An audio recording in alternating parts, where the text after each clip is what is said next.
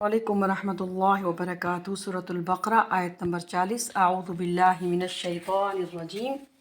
बिस्मिल्लाहिर्रहमानिर्रहीम। या बनी इसराईल अज़्कुरू निअमतियल्लती अनअमतु अलैकुम व औफू बिअहदी ऊफ़ि बिअहदिकुम व इय्याय फ़रहबून। या बनी इसराईल, ए औलाद याकूब, अज़्कुरू, तुम याद करो, निअमती, मेरी नेमत, अल्लती, जो, अनअमतु, मैंने बख्शी, अलैकुम, तुम्हें, व औफू, और पूरा करो, बिअहदी, मेरा वादा, ऊफ़ी, मैं पूरा करूँगा, बिअहदिकुम, तुम्हारा वादा, व इय्याया, और मुझ ही से, फ़रहबून, डरो। ए बनी इसराइल, याद करो मेरे इस इनाम को जो मैंने तुम पर किया, और तुमको मेरे वादे को पूरा करो ताकि मैं भी तुम्हारे वादे को पूरा करूं, और सिर्फ मुझी से डरो। अब यहाँ से बनी इसराइल से खिताब शुरू हो रहा है। ये खिताब 5वें रुकू से 14वें रुकू तक मुसलसल 10 रकूआत पर मुहित है। अलबत्ता इनमें एक तकसीम है। पहला रकू दावत पर मुश्तमिल है, और जब किसी गिरोह को दावत दी जाती है तो तशवीश और तरगीब और दिलजोई और नरमी का अंदाज अख्तियार किया जाता है। जो दावत के अज्जा यानी फ़िक़्ह हैं, इस अंदाज के बगैर दावत मुअस्सर नहीं होती। यूँ समझ लीजिए कि ये 7 आयात 5वां रुकू इन 10 रुकू के लिए बमंज़िला फ़ातिहा है। बनी इसराइल की हैसियत साबका उम्मत मुस्लिमा की थी। जिनको यहाँ दावत दी जा रही है वो भी मुसलमान ही थे, लेकिन मोहम्मद रसूलुल्लाह सल्लल्लाहु अलैहि वसल्लम का इनकार करके काफिर हो गए। वरना वो हज़रत मूसा अलैहिस्सलाम के मानने वाले थे। शरीयत उनके पास थी, बड़े बड़े उलमा उनमें थे, इल्म का चर्चा उनमें था, गर्ज ये कि सब कुछ था। यहाँ इनको दावत दी जा रही है। इससे हमें ये रहनुमाई मिलती है कि आज मुसलमान में जो अपनी हकीकत भूल गए हैं, अपने फ़र्ज़ मनसबी से गाफिल हो गए हैं, और दुनिया की दीगर कौमों की तरह एक कौम बनकर रह गए हैं।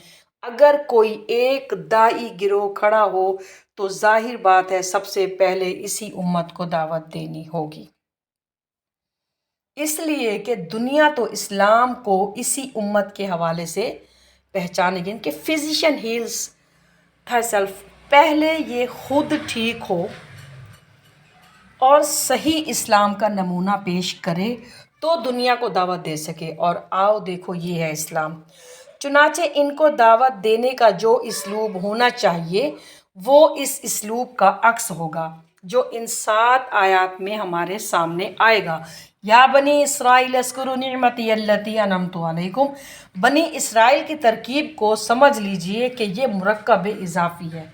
असर के मायनी है बंदा या गुलाम। इससे असीर बिन बना है जो किसी का कैदी होता है, और लफ्ज़ ईल इब्रानी में अल्लाह के लिए आता है। चुनाचे इसराइल का तर्जुमा होगा अब्दुल्ला, यानी अल्लाह का ग़ुलाम, अल्लाह की अताअत के क़लादे के अंदर बंधा हुआ। इसराइल लक़ब है हज़रत याकूब अलैहिस्सलाम का।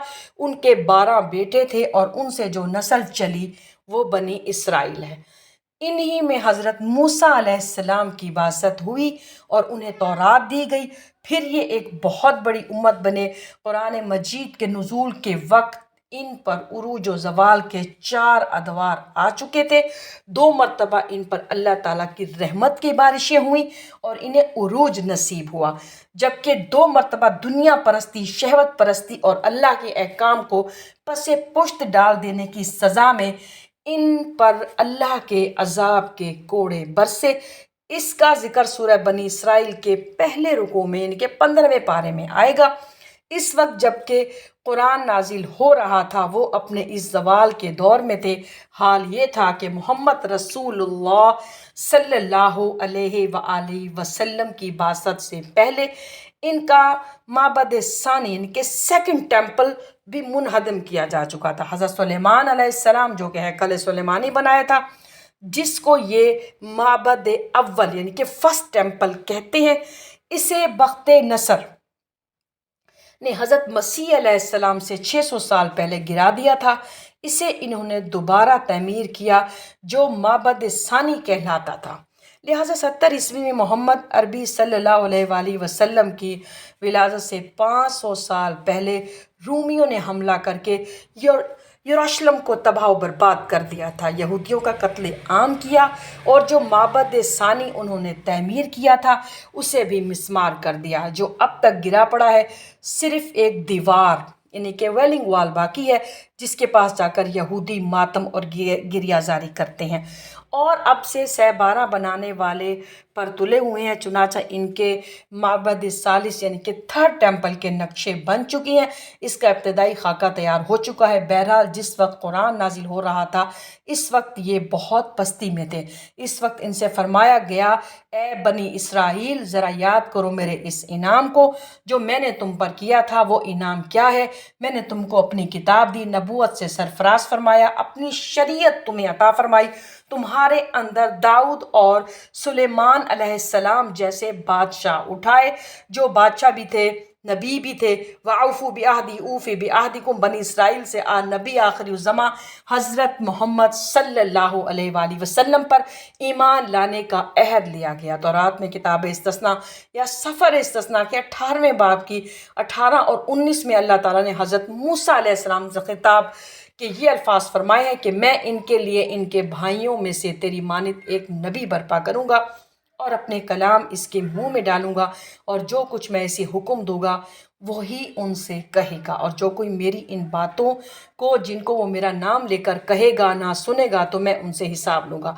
ये गोया हज़रत मूसा अलैहिस्सलाम की उम्मत को बताया जा रहा था कि नबी आखिरुज़्ज़मा सल्लल्लाहु अलैहि वसल्लम आएंगे और तुम्हें इनकी नबूवत को तस्लीम करना है। कुरान मजीद में इसका तफसीली ज़िक्र सूरतुल आराफ में आएगा। यहाँ फरमाया है कि तुम मेरा अहद पूरा करो, मेरे इस नबी सल्लल्लाहु अलैहि वसल्लम को तस्लीम करो, इस सल्लल्लाहु अलैहि वसल्लम पर ईमान लाओ, इस सल्लल्लाहु अलैहि वसल्लम की सदा पर लब्बैक कहो, तो मेरे इनाम व करम मज़ीद बढ़ते चले जाएंगे। व इय्या फरहबून। अल्लाह पाक हम सबको कुरान पाक पढ़ने, सुनने और समझने की तौफीक अता फ़रमाए। आमीन या रब्बल आलमीन।